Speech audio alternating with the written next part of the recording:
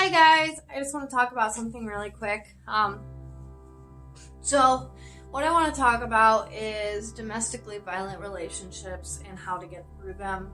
This is just a quick little video for those who are suffering. So if you are somebody who is in an abusive relationship and you're currently struggling because other people do not know, I want you to know that you are still worth love and happiness in your life. And I know that you've probably, hopefully not, but probably have accepted that this is what your life is going to be, but that doesn't have to be that way.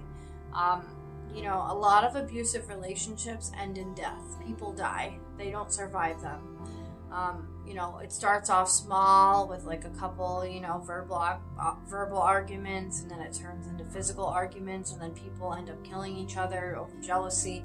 You don't need to be in that. If you have children, your children will follow the cycle and end up dating somebody like you are. And I understand your pain. I really do. Family members of the person that is victimizing other people are always going to say things like, it wasn't that bad, or I stay out of their relationship problems. And there's going to be people that don't believe you and don't care and want to believe that everything is okay because they don't want to believe that this person is really doing that. And if you have friends that are abusive and you don't know how to talk to them, sometimes it's just going to hurt their significant other by talking to them. And if you are the significant other that's being abused, talking to their friends isn't always going to help either, because that type of embarrassment is only going to make them madder at you. So if you're someone and you know that you have a friend that's in an abusive relationship and you're trying to support them, trying to confront their significant other is not going to help them. The best thing you can do is help your friend to develop a plan to get away that is safest for them. Have them contact a domestic violence hotline. You can devise a plan that's safest for you. Get the kids out of the situation. If they have kids, get them put with a grandparent. Make sure the grandparent isn't on this. The best thing you can really do to get out of that situation once you're out is change your number, change even your house address if you can, because these people are usually pretty narcissistic and don't stop. And I understand. I've dated a lot of narcissistic people that are attracted to my personality. My personality loves to fix people.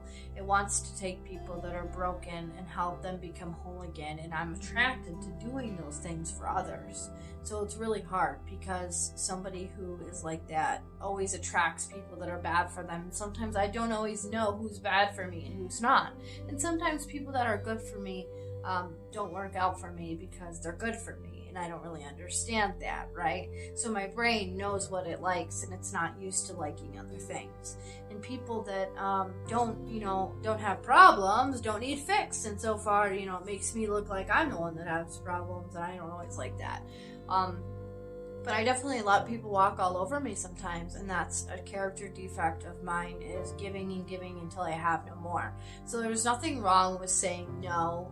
You need to establish boundaries if you're in a somewhat abusive relationship and you know it's getting worse and worse. My best advice is to leave if you can. Leave before it gets worse, because it will, and it will get harder to leave, and it will be harder for the other person to let go.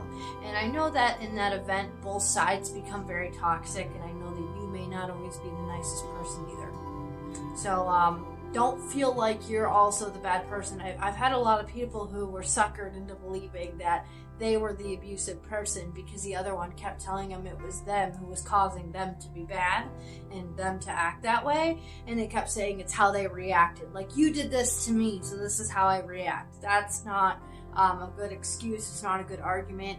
It's what a lot of narcissistic or sociopathic people use in order to manipulate and gaslight you into thinking that you're wrong and they're right, or that you're both wrong, or you're both terrible. And the truth is, you might both be very toxic for each other. It might not just be one side. It might be both. It doesn't necessarily mean just one side is really messed up. But if you look into the relationship patterns, you can see who needs counseling. Obviously both of you need counseling, but if you're somebody who's dealing with an abusive partner, then you're going to truly need a lot of counseling, because in the future you're going to tend to probably pick people like that. And the last thing you need is to feel more insecure. And the best thing for you is if you get out of these situations and you become single again, take the time to get to know yourself. And I'm saying this to myself as well, because that's what I'm doing. If you're a guy and you've tried to take me on a date, or you like me or whatever, it's not really you. I just really need to fall in love with myself again and learn to be alone, and that's what I'm doing, and I do love it. I like it a lot, actually. I feel pretty good being with my daughter. You know, I don't want to have to ever put anybody before her. And I've been in a lot of really bad relationships where things just went haywire so fast. And I used to keep thinking to myself that I could change them, or that eventually my love would prevail and things would become better. And I thought, you know, they need help, they need my love, they need it, they need someone to care about them and make sure they get better, make sure they're okay. And it's not true. You know, people that are like that will find a place to stay, and they will find a way to get what they want without you. They just know you're the easiest target for that time. And, you know, you don't need to be used. It's not worth it. You can find a happier life. I've been out of my last relationship for like 4 months, and I'm starting to feel better every day. And at first I was really attached to him, so it hurt me a lot, and I would cry and I would miss him, and I would feel like, why do I miss this? Why do I miss the suffering? Why do I miss the pain? You know, we didn't always have bad times. We had good times too. We got along sometimes. When we got along, it was like the best thing I'd felt in my whole life. It made time stop. It made my anxiety stop. But like as soon as like anything happened, it would go right back to the way it was. And even when we got along at the end, I would be sad because I would know that it was not going to last longer than 2 seconds. And I would know I'd be waiting another 6 months just for those 2 minutes of peace.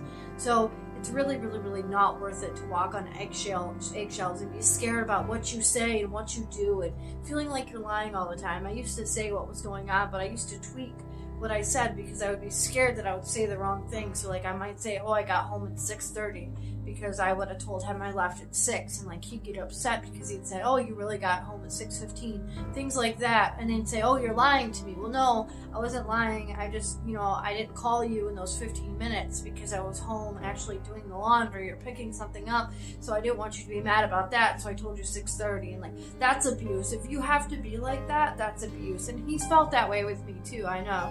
So just be careful. I love you all.